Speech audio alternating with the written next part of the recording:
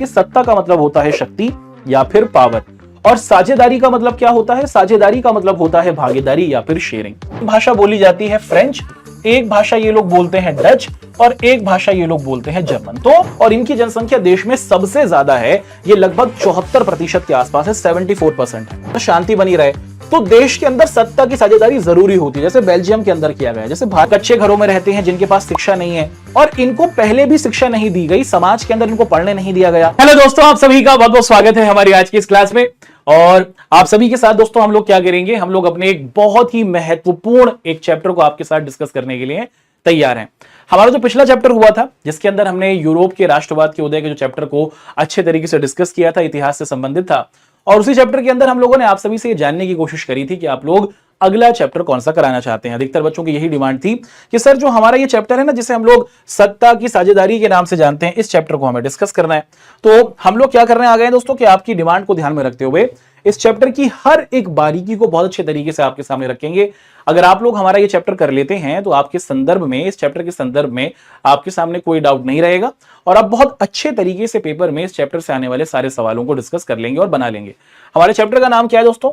Chapter का नाम है सत्ता की साझेदारी, और इसको एक ही क्लास के अंदर हम लोग अपने इस वन शॉट सीरीज के अंदर आपके सामने पेश कर देंगे। तो भैया बिल्कुल भी समय को व्यर्थ नहीं करते हैं और आपके साथ अपने इस प्यारे से चैप्टर को स्टार्ट करते हैं और जल्दी से इस चैप्टर की सारी कहानी को डिस्कस करते हैं। अच्छा, हम लोग आप सभी के साथ जो अपने इन महत्वपूर्ण बिंदुओं को रख रहे हैं, उससे पहले एक बात आपके दिमाग में आ सकती है कि सर हमारी ये क्लास के जो हमारे नोट्स होते हैं हम कहां पर हासिल कर सकते हैं।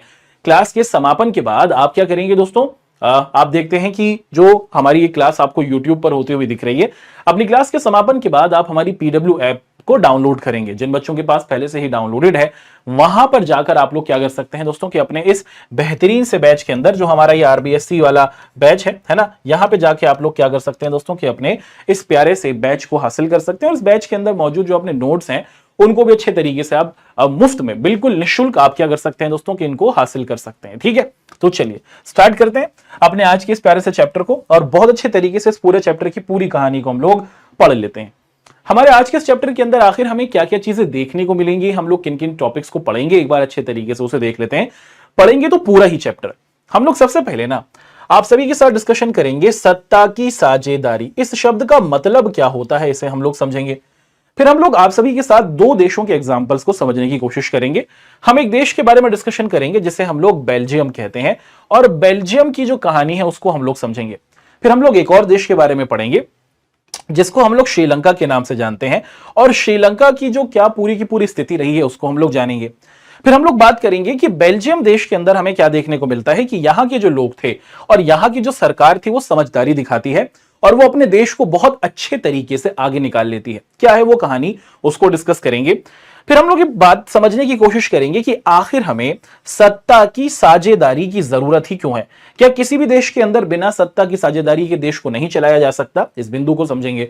फिर हम लोग आपके साथ डिस्कस करेंगे कि क्या हमारे प्यारे भारत के अंदर सत्ता की साझेदारी होती है, और अगर होती है तो उसके अलग अलग रूप हमें यहां पर देखने को मिलेंगे, है ना। हमारे देश के अंदर सत्ता की साझेदारी अगर हो रही है तो उसके 4 प्रतिरूप या फिर 4 रूप हमें देखने को मिलते हैं, और इन चारों रूपों को हम लोग एक एक कर अपनी आज की इस क्लास में आपके सामने रखने लगेंगे।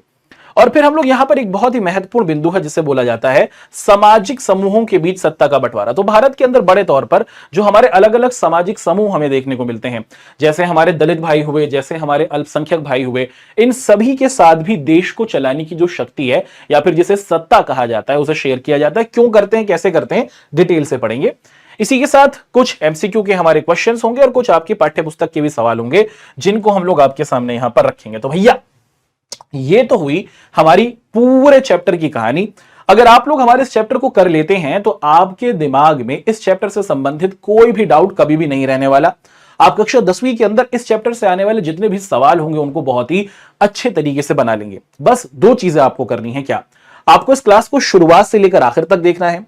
दूसरी चीज जो आपको ध्यान देनी है कि जब आप लोग अपनी इस क्लास को देख रहे हो तो आपके पास कॉपी पेन पेंसिल जरूर होनी चाहिए। सर किस लिए, है ना, आपके पास ये जो आपकी कॉपी पेन पेंसिल होनी चाहिए इसलिए ताकि आप अपने सारे नोट जो मैं साथ साथ बताता रहूं साथ साथ लिखते रहें। ठीक है भैया, तो यहां पर हमने सबसे पहले आप सभी के साथ डिस्कशन किया, चैप्टर का नाम है सत्ता की साझेदारी, और इस प्यारे से चैप्टर के प्यारे से बिंदु को हम लोग एक एक कर आपके सामने यहां पर रखना शुरू करेंगे। तो बिना किसी समय को व्यर्थ करे हुए हम लोग अपनी आज की क्लास को आपके सामने स्टार्ट कर रहे हैं। चैप्टर का नाम है सत्ता की साझेदारी।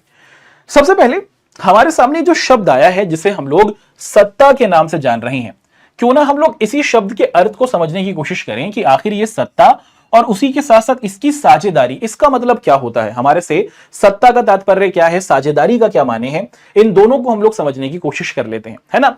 चलिए इनको समझते हैं बहुत अच्छे तरीके से और आपके सामने किसी भी प्रकार का कोई डाउट और कंफ्यूजन बिल्कुल भी नहीं रहने देंगे। हमने यहां पर सबसे पहले चैप्टर की जो हमारा नाम है ना, हमारे जो चैप्टर का नाम हमें देखने को मिला उसी को यहां पर हमने आपके सामने बहुत अच्छे तरीके से पेश किया, जिसे हम लोग कह रहे हैं सत्ता की साझेदारी। अगर हम लोग सत्ता शब्द को समझें तो सत्ता को समझने के लिए हम लोग एक और शब्द को यूज करते हैं जिसे बोला जाता है शक्ति, या फिर इसके लिए हम लोग एक और शब्द का यूज करते हैं अंग्रेजी के अंदर जिसे हम लोग कहते हैं पावर। ठीक है, साझेदारी का मतलब क्या होता है सर? साझेदारी का मतलब होता है भागीदारी। अब आप पूछेंगे सर भागीदारी का मतलब क्या होता है? भाई भागीदारी का मतलब होता है शेयरिंग, है ना। शेयरिंग समझते हो ना, शेयर करना, है ना। तो यहां पर हमने आपके साथ इन दोनों शब्दों के अर्थ को समझने की कोशिश की। सबसे पहले हमने आप सभी के साथ डिस्कस किया कि सत्ता का मतलब होता है शक्ति या फिर पावर, और साझेदारी का मतलब क्या होता है? साझेदारी का मतलब होता है भागीदारी या फिर शेयरिंग। जब हम लोग ये कहते हैं कि सत्ता या फिर शक्ति की बात हो रही है या फिर पावर की बात हो रही है, तो किस तरीके की शक्ति? भाई यहां पर हम लोग बात कर रहे हैं, यहां पर हम लोग बात कर रहे हैं देश को चलाने की शक्ति, है ना। यहां पर हम लोग किस चीज के बारे में बात कर रहे हैं? यहां पर हम लोग बात कर रहे हैं देश को चलाने की शक्ति, कि देश को चलाने की जो शक्ति है, देश को चलाने की जो पावर है, देश को चलाने की जो सत्ता है, उसको साझा करना चाहिए, उसके अंदर सबको भागीदार बनाना चाहिए, उसको सबके साथ शेयर करना चाहिए, है ना। तो यहां पर हमने सबसे सिंपल तरीके से सत्ता का मतलब क्या होता है वो देखा, और उसी के साथ साथ साझेदारी का मतलब क्या होता है, शेयरिंग, वो देखा। सत्ता का मतलब है देश को चलाने की जो पावर है उसे सत्ता कहा गया, और वहीं पर साझेदारी का मतलब है शेयर करना, है ना, यानी कि बांटना। अब यहां पर हम लोग ध्यान से देखें कि सत्ता की जो हमारी ये साझेदारी है, ये हमें दुनिया भर के बहुत सारे देशों में देखने को मिलती है, मगर सत्ता की साझेदारी का जो असली रूप है वो हमें लोकतंत्र के अंदर ही देखने को मिलता है। जैसे अगर हम लोग भारत की बात करें, भारत एक लोकतांत्रिक देश हमें देखने को मिलता है। भारत के अंदर हमारे पास अलग अलग जाति, धर्म, भाषा और समुदाय के लोग हैं, है ना। अगर आप भारत के अंदर देखें, हमारे पास अलग अलग धर्म, अलग अलग जाति, उसी के साथ साथ हमारे यहाँ पर अलग अलग भाषा, उसी के साथ साथ हमारे यहाँ पर अलग अलग संस्कृति के लोग रहते हैं। रहते कि नहीं रहते? जी हाँ, रहते हैं। अब मैं अगर आपसे पूछूं कि क्या जब भारत देश को चलाना होता है तो क्या सिर्फ एक धर्म के लोगों को यह जिम्मेदारी दी जाती है? जब भारत देश को संभालना होता है तो क्या सिर्फ एक भाषा वाले लोगों को जिम्मेदारी दी जाती है? नहीं। जब हम बात करते हैं कि भारत एक लोकतांत्रिक देश है तो इसका मतलब हुआ कि भारत देश को चलाने की जो जिम्मेदारी है, भारत देश को चलाने की जो पावर या फिर सत्ता है, वो सबके साथ शेयर होती है, चाहे आप किसी भी धर्म से हो, जाति से हो, भाषा से हो या फिर संस्कृति से हो। और इसी को हमने सत्ता की साझेदारी कहा, कि किसी भी देश के अंदर जो रहने वाले लोग हैं, चाहे वो किसी भी समुदाय से आए, चाहे वो किसी भी समुदाय से आए, यानी कि वो किसी भी धर्म, जाति, भाषा या फिर संस्कृति से हो, उन सबको देश के शासन में शामिल करना ही क्या कहलाता है? सत्ता की साझेदारी कहलाता है। और ये जो सत्ता की साझेदारी है ना, ये हमें लोकतांत्रिक देशों में ही देखने को मिलती है। लोकतांत्रिक देश का मतलब कि जहां पर चुनाव होते हैं, जहां पर लोकतंत्र होता है, वहीं पर देश को चलाने की पावर को शेयर किया जाता है। अब जहां राजा है, जैसे एग्जांपल के तौर पर सऊदी अरेबिया को देखा जाए, सऊदी अरब कर एक देश है, वहां पर राजा है। क्या उस देश के अंदर देश को चलाने की पावर देश के लोगों में बटी है? नहीं, सारी की सारी पावर एक राजा के पास हमें देखने को मिलती है। तो सत्ता की साझेदारी हमें लोकतांत्रिक देशों में ही देखने को मिलती है। और लोकतांत्रिक शासन व्यवस्था क्या है दोस्तों? कि लोकतांत्रिक शासन व्यवस्था में जो नागरिक होते हैं, यानी कि ऐसे देश जहां पर लोकतंत्र होता है, वहां पर नागरिकों को साथ साथ चलाने की और उनका पूरा पूरा ध्यान रखने की जिम्मेदारी होती है, और उनको भागीदार बनाया जाता है, उनको जिम्मेदार बनाया जाता है कि ये देश तुम्हारा है, इस देश को चलाने की जिम्मेदारी आपको उठानी होगी, इस देश को चलाने की हिस्सेदारी तुम्हें दी जाती है। तो यहां पर हमने सत्ता की साझेदारी का जो एक बहुत ही शाब्दिक अर्थ था वो आपके सामने पेश किया। अब हम लोग ना सत्ता की साझेदारी के इन दोनों बिंदुओं को बहुत अच्छे तरीके से डिस्कस करेंगे। आपकी पाठ्यपुस्तक के अंदर दो देशों के बारे में बताया गया है, एक को बोलते हैं श्रीलंका और दूसरे को बोलते हैं बेल्जियम। सबसे पहले हमारी कहानी स्टार्ट होती है बेल्जियम देश के साथ। चलो बेल्जियम की जो हमारी केस स्टडी है इसको हम लोग अच्छे तरीके से डिस्कस करते हैं। ध्यान से देखें, सबसे पहले यहां पर एक सवाल आ जाता है कि भैया ये बेल्जियम देश पड़ता कहां पर है। तो यूरोप एक बहुत बड़ा महाद्वीप है और यूरोप देश के अंदर एक नन्ना सा मुन्ना सा छोटा सा इत्तू सा एक देश है जिसे हम लोग बेल्जियम कहते हैं। बहुत ही छोटा सा देश है भैया। और अगर हम बेल्जियम की आबादी की बात करें यानी कि इसकी जनसंख्या की बात करें तो 1 करोड़ से भी कम है। ये यहां पर आप देख सकते हैं, ये विश्व का मानचित्र है और इस विश्व के मानचित्र में इतना नन्ना सा मुन्ना सा एक बिंदु के बराबर सा जो आपको देश दिखता है, इसे यूरोप का बेल्जियम देश कहा जा रहा है। आबादी के हिसाब से भी इनकी जनसंख्या बहुत कम है, लगभग 1 करोड़ के आसपास इसकी जनसंख्या हमने देखी। अच्छा, इस देश के अंदर अगर आप लोग देखें ना तो यहां पर हमें जातीय बनावट बहुत ही जटिल दिखती है। जटिल का मतलब क्या होता है कि यहां पर हमें जो समाज है वो बहुत ही अलग तरीके से देखने को मिलता है। जैसे अगर आप लोग बात करते हैं अरब देशों की तो वहां पर एक ही धर्म के लोग रहते हैं, एक ही भाषा बोलते हैं, अरब भाषा। जैसे आप बात करते हैं कहां की, अमेरिका की, तो वहां पर एक ही संस्कृति के और एक ही भाषा के लोग रहते हैं जो इंग्लिश भाषा बोलते हैं विशेषकर। लेकिन यूरोप का जो ये बेल्जियम देश है ना, यहां की जातीय बनावट या फिर यहां की भाषाई बनावट बहुत अजीब है। यहां पर 3 मुख्य भाषाएं बोली जाती हैं। कौन कौन सी? यहां पर एक भाषा बोली जाती है फ्रेंच, एक भाषा ये लोग बोलते हैं डच और एक भाषा ये लोग बोलते हैं जर्मन। तो जैसे भारत देश के अंदर आपको बहुत सारी भाषाएं देखने को मिलती हैं, कुछ ऐसी ही कहानी इस बेल्जियम देश की भी है। यहां पर 3 मुख्य भाषाओं को बोला जाता है और इन 3 मुख्य भाषाओं के नाम क्या हैं? फ्रेंच, डच और जर्मन। अगर हम लोग इसकी तुलना करें कि जो ये बेल्जियम देश है भारत के किस राज्य के साथ हम लोग इसको तुलना कर सकते हैं, तो ये हरियाणा राज्य से भी छोटा है, आकार में हरियाणा से भी छोटा है, हमारा अकेला हरियाणा राज्य। और आप देखते हैं कि बेल्जियम इतना नन्ना सा देश। अच्छा, इस देश की सीमा फ्रांस, इंग्लैंड, जर्मनी और लग्जमबर्ग, इन 4 देशों से हमें मिलती हुई दिखती है। तो ये चारों तरफ से आप देखते हैं दोस्तों कि क्या है, चारों तरफ से जमीन से घिरा हुआ देश हमें देखने को मिलता है जिसे हमने बेल्जियम के नाम से जाना। अच्छा, अगर हम लोग यहां पर ध्यान से देखें कि यहां की जो 59% के करीब आबादी है उसे हम लोग क्या कहते हैं, उसे हम लोग एक तरीके से देखते हैं कि ये लोग डच भाषा बोलते हैं। तो इस देश के अंदर 59% के करीब जो हमें लोग रहते हुए देखने को मिलते हैं वो कौन सी भाषा बोल रहे हैं? वो भाषा बोल रही है डच। और ये सारे के सारे लोग कहां रहते हैं बच्चे? ये सारे के सारे जो लोग हैं वो हमें फ्लेमिश एरिया के अंदर रहते हुए दिखते हैं, है ना। तो अगर आप ध्यान से देखें कि ये वाला जो हमारा पूरा का पूरा एरिया है ना, ये क्या है? ये डच भाषा बोलने वाले लोग हैं। बेल्जियम का ये मानचित्र है और इसके अंदर हमें क्या देखने को मिलता है बेटा? इसके अंदर अगर हम लोग ध्यान से देखें तो यहां पर हम लोग 59%, तो इस देश के अंदर सबसे ज्यादा जो भाषा बोली जाती है वो 59% जो लोग हैं वो डच भाषा बोल रहे हैं और वो फ्लेमिश एरिया में रहते हैं। फिर देश के अंदर लगभग 40% के करीब जो जनसंख्या है वो वोलिना एरिया में रहती है। ये हमारा पूरा का पूरा वोलिना एरिया है, ये पूरा वोलिना एरिया है और इस वोलिना एरिया के अंदर अगर आप देखें तो यहां पर फ्रेंच भाषा बोली जा रही है। तो अब तक हमने 2 बातें यहां पर देखी। सबसे पहले हमने देखा कि इस देश के अंदर 59% जो लोग भाषा बोलते हैं वो कौन सी भाषा है बच्चे? उसको डच भाषा कहा गया। फिर हमने देखा कि इस देश के अंदर जो 40% लोग रहते हैं वो कौन सी भाषा बोलते हैं, और वो फ्रेंच भाषा बोलते हैं। फ्रेंच भाषा बोलने वाले लोग कहां रहते हैं बेटा? वो वोलिना नामक एरिया में रहते हैं, ये वोलिना एरिया है। और जो हमारे डच भाषा बोलने वाले लोग हैं वो कहां रहते हैं? वो हमारे फ्लेमिश रीजन में रहते हैं। ये पूरा का पूरा हमारा फ्लेमिश इलाका हमने देखा। ठीक, यहां तक की बात हमने देखी। जैसे हर एक देश की एक राजधानी होती है, जैसे हर एक राज्य की एक राजधानी होती है, वैसे ही इस बेल्जियम देश की भी हमें एक राजधानी देखने को मिलती है। क्या है? इसको ध्यान से देखें। अगर हम बात करते हैं बेल्जियम की तो हमें क्या देखने को मिला कि बेल्जियम देश के ना यहां की जो राजधानी है उसे ब्रुसेल्स कहा गया। जैसे भारत देश की राजधानी दिल्ली या फिर नई दिल्ली है, जैसे हम देखते हैं दोस्तों कि अमेरिका की राजधानी वॉशिंगटन डीसी है, जैसे हम लोग देखते हैं दोस्तों कि पाकिस्तान की राजधानी इस्लामाबाद है। तौबा तौबा तौबा तौबा, किस कंट्री का नाम तुम लोगों ने मेरे से निकलवा दिया, सारा मूड खराब हो गया। चलो बात करते हैं। हम यहां पर बात कर रहे हैं बेल्जियम के बारे में और हमने यहां पर देखा दोस्तों कि जो हमारा ये बेल्जियम देश है इसकी राजधानी को ब्रुसेल्स कहा जाता है। और ये ब्रुसेल्स कहां है? ये जो हल्का सा आपको इलाका दिख रहा है ना बेटा, यहां पर आप देखें जो हमारा ये पर्पल सा एरिया है इसे ही ब्रुसेल्स कहा गया। ये देश की राजधानी है। अच्छा, अब देश की राजधानी में कहानी उल्टी हो जाती है। क्या? ब्रुसेल्स के अंदर जो 80% लोग रहते हैं वो फ्रेंच भाषा बोल रहे हैं और जो यहां पर 20% लोग रहते हैं वो डच भाषा बोल रहे हैं। देखो बच्चे इसके अंदर कंफ्यूज हो जाते हैं और आपका कंफ्यूज होना बहुत ज्यादा स्वाभाविक भी है, तो कंफ्यूज मत होइएगा। क्या बात है? हमने यहां पर सबसे पहले देखा कि इस पूरे देश के अंदर, पूरे देश में अगर हम देखें बेल्जियम में सबसे ज्यादा जो भाषा बोली जा रही है वो डच भाषा है जो 59% है और 40% के लोग यहां पर फ्रेंच भाषा बोलते हैं और 1% के करीब जो लोग हैं, ध्यान से सुनिएगा, 1% के करीब जो हमारे लोग हैं वो कौन सी भाषा बोलते हैं, वो जर्मन भाषा बोलते हैं।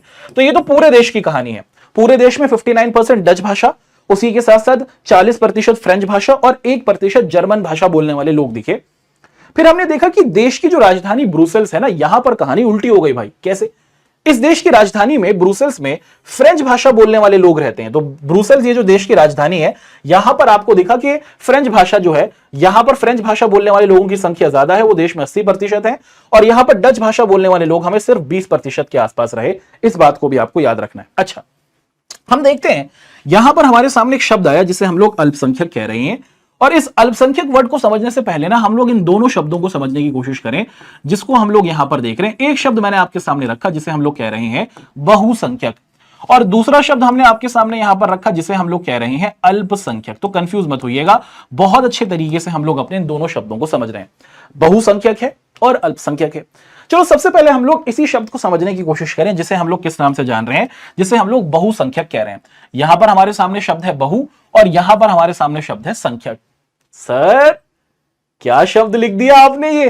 सर मम्मी ने कहा है कि अभी बहू मत लाना, जब मैं 21 साल का हो जाऊंगा ना तब बहू लेके आऊंगा। अरे मेरे नॉटी नॉटी बॉय, ये वो बहू नहीं है ना। यूपी बिहार के अंदर जो बीवी होती है, धर्मपत्नी होती है, उनको बहू भी बोला जाता है ना। तो ये वो बात नहीं है भाई। तो मुस्कुरा कहे रहे हो नॉटी बॉय? ध्यान से देखो, बहुसंख्यक का मतलब है कि ऐसे हमारे लोग जिनकी संख्या देश में ज्यादा होती है ना। वो लोग जिनकी संख्या देश में ज्यादा होती है, जिनकी संख्या देश में ज्यादा होती है, उन्हें बहुसंख्यक कहा जाता है। अल्पसंख्यक का मतलब क्या है? अल्प का मतलब होता है कि जिनकी संख्या देश में कम होती है। ठीक है, तो यहां पर हमने दो शब्दों को अच्छे तरीके से समझा। हमने बहुसंख्यक को देखा और उसी के साथ साथ हमने अल्पसंख्यक, इन दोनों शब्दों को देखा। बहुसंख्यक का मतलब होता है कि जिनकी संख्या ज्यादा है, अल्पसंख्यक का मतलब है कि जिनकी संख्या कम है। अब सवाल आएगा, सवाल यह है कि इस पूरे बेल्जियम देश के अंदर कौन लोग बहुसंख्यक हैं? आप सभी को पता है सर, हमें पता है कि सर यहां पर ना जो डच भाषा बोलने वाले लोग हैं ना, ये सबसे ज्यादा हैं। तो ये यहां पर क्या हुए? बहुसंख्यक हुए। बिल्कुल सही बोला आपने। अब मैं अगर आपसे पूछ लूं कि सर यहां पर अल्पसंख्यक लोग कौन है, तो आप बता देंगे कि सर यहां पर ना जो फ्रेंच भाषा बोलने वाले लोग हैं वो अल्पसंख्यक हैं, क्योंकि वो मात्र 40% हैं। बिल्कुल सही बोला। आप बोल देंगे कि सर जो जर्मन भाषा बोलने वाले लोग हैं, जो जर्मन है, ये तो और भी ज्यादा अल्पसंख्यक है, सिर्फ 1% है। बिल्कुल सही। तो बेल्जियम देश के अंदर हमने यहां पर 3 मुख्य भाषाओं को देखा, डच, फ्रेंच और जर्मन। यहां पर डच भाषा वाले लोग बहुसंख्यक हैं, फ्रेंच भाषा वाले लोग और जर्मन भाषा वाले लोग हमारे अल्पसंख्यक हैं। अब यहां पर कहानी इंटरेस्टिंग होगी, ये देखते हैं कैसे। हमें देखने को मिला दोस्तों कि जो ये अल्पसंख्यक लोग हैं, जो फ्रेंच भाषा बोलते हैं, हमें पता है ना, ये जो हमारे अल्पसंख्यक लोग हैं ये फ्रेंच भाषा बोलते हैं, इनकी संख्या कम है। फ्रेंच भाषा वाले जो लोग हैं इनकी संख्या कम है, मगर तुलनात्मक रूप से हमें देखने को मिलता है कि ये लोग समृद्ध हैं, यानी कि ये लोग अमीर हैं। बड़ी अजीब बात है भाई। कैसे अजीब बात है? कि जो फ्रेंच भाषा बोलने वाले लोग हैं, जो देश में सिर्फ 40% थे, इन लोगों के पास पैसा अच्छा खासा था, इनके पास संसाधन अच्छे खासे थे। देश के अंदर ज्यादातर जो अमीर लोग थे वो फ्रेंच भाषा बोलते थे। और वहीं पर आप देखें दोस्तों कि जो ये बहुसंख्यक लोग थे, जो डच भाषा बोलते थे, इन डच भाषा बोलने वाले लोगों को लगा कि भाई देश के अंदर हम लोग तो ज्यादा हैं, लेकिन ज्यादा होके भी हम लोग गरीब ही हैं। और वहीं पर जो फ्रेंच भाषा बोलने वाले लोग थे उनकी संख्या कम थी, मगर ये लोग अमीर थे। तो इस देश के अंदर अमीर गरीब के बीच में हमें क्या देखने को मिलता है दोस्तों, कि यहां पर हमें देखने को मिलता है कि एक तरीके से ना, यहां पर हमें देखने को मिलता है दोस्तों कि इन दोनों भाषा समूह में, कौन कौन से भाषा समूह, जो डच भाषा बोलने वाले लोग थे वो फ्रेंच भाषा बोलने वाले लोगों से एक तरीके से क्या करने लगे, ईर्ष्या करने लगे या फिर नफरत करने लगे। डच भाषा बोलने वाले लोगों ने बोला कि भाई हम 59% हैं, मगर फिर भी हम गरीब हैं। फ्रेंच भाषा बोलने वाले लोगों ने क्या करा कि दोस्तों हम 40% है, लेकिन हम मेहनत कर कर एक तरीके से अमीर हुए हैं। ये बात हमने देखी। तो ये बेल्जियम का एक मानचित्र है। ये हमारे डच भाषा वाला इलाका है, ये हमारा फ्रेंच भाषा वाला इलाका है, और ये वाला जो हमारा इलाका है 1% जर्मन भाषा बोलने वाले लोगों का इलाका है। अब हुआ क्या, हमें यहां पर आता हुआ देखने को मिलता है दोस्तों कि जो शिक्षा का लाभ था वो भी हमें कहां पर देखने को मिलता है दोस्तों, कि जो शिक्षा का लाभ था वो भी डच भाषा के लोगों को नहीं मिला। जिनकी संख्या देश में ज्यादा है वो शिक्षा भी ज्यादा हासिल नहीं कर पाए। फ्रेंच वाले लोगों ने शिक्षा को अच्छे तरीके से हासिल कर लिया और अपने आप को कहीं ना कहीं आगे बढ़ा लिया। अच्छा, साल 1950 से साल 1960 के बीच में इन दोनों भाषा, फ्रेंच और डच भाषा बोलने वाले लोगों के बीच में देश के अंदर तनाव हो गया। तनाव का मतलब कि टेंशन बढ़ गई। डच भाषा वाले लोग फ्रेंच भाषा के ऊपर हमला कर रहे हैं, और जो फ्रेंच भाषा बोलने वाले लोग हैं वो डच भाषा बोलने वाले लोगों पर हमला कर रहे हैं। एक दूसरे के ऊपर हमले होने शुरू हो गए इस देश के अंदर। फिर हमने ये देखा दोस्तों कि जो डच भाषी लोग थे ये देश में बहुमत में थे और राजधानी के अंदर ये अल्पमत में थे। ये बात तो आपको पता है कि पूरे देश के अंदर सबसे ज्यादा जो लोग हैं वो फ्रेंच भाषा बोलने वाले, सबसे ज्यादा जो लोग हैं पूरे देश के अंदर वो हमारे डच भाषा बोलने वाले लोग हैं, है ना। इस पूरे देश के अंदर बेल्जियम में सबसे ज्यादा जो 59% भाषा बोली जाती है वो है डच भाषा, वो पूरे देश में सबसे ज्यादा है। मगर राजधानी में इनकी संख्या कम थी। आपको पता ना कि राजधानी के अंदर ये सिर्फ और सिर्फ 20% लोग ही रहा करते थे। ये बात हमने यहां पर आपके सामने बहुत अच्छे तरीके से रखी। अब भैया देखो, इस देश के अंदर हमें परेशानी दिखी और यहां पर एक दूसरे के खिलाफ नफरत भर गई थी। डच फ्रेंच को पसंद नहीं कर रहे थे, फ्रेंच डच को पसंद नहीं कर रहे थे और इन दोनों भाषा समूहों में एक तरीके से झगड़ा दिख रहा था और जर्मन लोग चुपचाप खड़े हुए थे क्योंकि उनकी संख्या तो कमी है। अब हमने क्या देखा, यहां पर हमें देखने को मिला कि साल 1970 से साल 1993 के बीच में देश के संविधान में हमें दिखता है दोस्तों कि 4 बार संशोधन कर दिया गया। संशोधन का मतलब क्या है कि देश के संविधान को ही बदलाव में कर दिया। देश के संविधान में ही हम लोग बदलाव या फिर परिवर्तन होते हुए देखते हैं। यहां पर देखा गया कि जब डच लोगों ने कहा कि हमारे हिसाब से देश के संविधान में कुछ बातों को रखो, तो उनकी बात का सम्मान किया गया और उनकी बात को देश के संविधान में रखा गया। कभी फ्रेंच भाषा के लोगों ने कहा कि भाई भाई हमारी बात को देश के संविधान में रखो, तो उनकी बात को भी सम्मान दिया गया और उनकी बात को भी देश के संविधान में शामिल किया गया। फिर जर्मन लोगों ने कहा कि ओ भाई हम भी तो देश में रहते हैं और हमारी बात को भी शामिल किया जाए। तो देश के अंदर ना सारी ये जो तीनों भाषाएं हमने देखी, इन तीनों भाषाओं को साथ लेकर चलने की कोशिश की गई और किसी को भी बेगानापन ना लगे। बेगानापन का मतलब क्या है?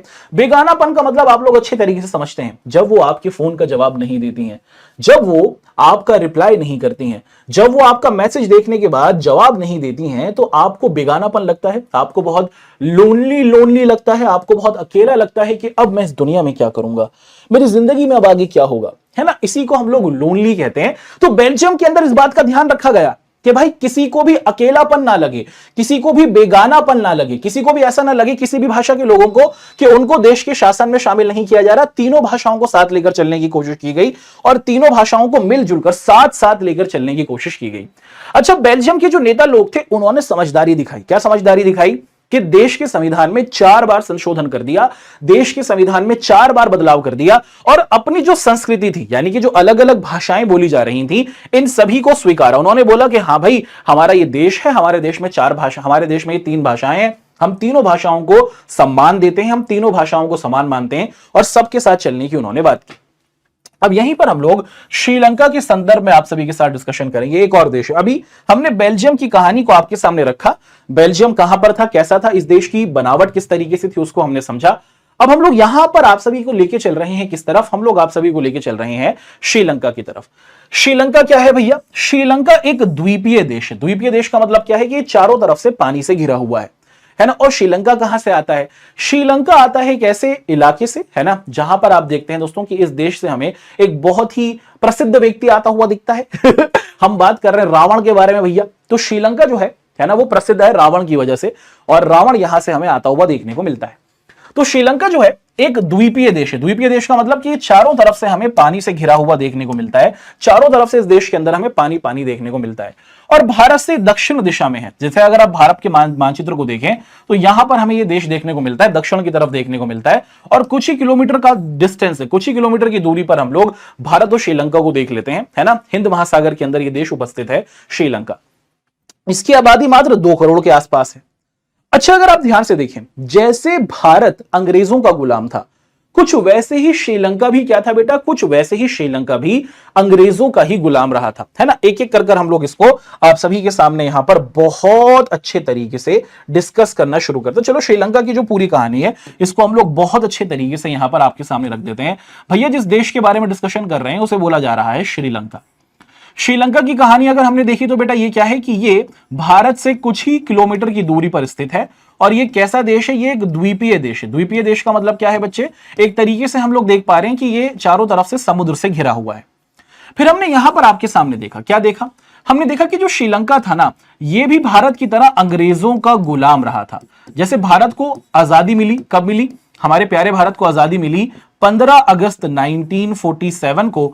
ऐसे ही हमें देखने को मिलता है दोस्तों कि जो ये श्रीलंका है, श्रीलंका को आजादी मिलती है 1948 को। साल 1948 में श्रीलंका को आजादी मिली। भारत के 1 साल के बाद श्रीलंका आजाद हुआ। अच्छा, श्रीलंका का एक पुराना नाम भी है जिसको हम लोग क्या बोलते हैं बेटा, जिसको हम लोग बोलते हैं सिलोन। ठीक है, इसका पुराना नाम क्या था, सिलोन। बाद में जब ये आजाद हुए तो इन्होंने अपना नाम श्रीलंका के नाम से ऑफिशियली रख लिया, आधिकारिक तौर पर रख लिया। तो श्रीलंका है, भारत के पास है, अंग्रेजों का यहां पर कब्जा रहा। भारत को आजादी मिली 15 अगस्त 1947 को, श्रीलंका को आजादी मिली साल 1948 में, एक साल के बाद भारत की आजादी के, और इसका पुराना नाम सिलोन था। जब श्रीलंका आजाद हुआ तो श्रीलंका के अंदर क्या देखने को मिला दोस्तों, कि यहां पर हमें लगभग 2 करोड़ के आसपास की इसकी जनसंख्या देखने को मिली। तो हमने क्या पाया कि लगभग इनकी जो जनसंख्या है वो 2 करोड़ के आसपास हमें देखने को मिली।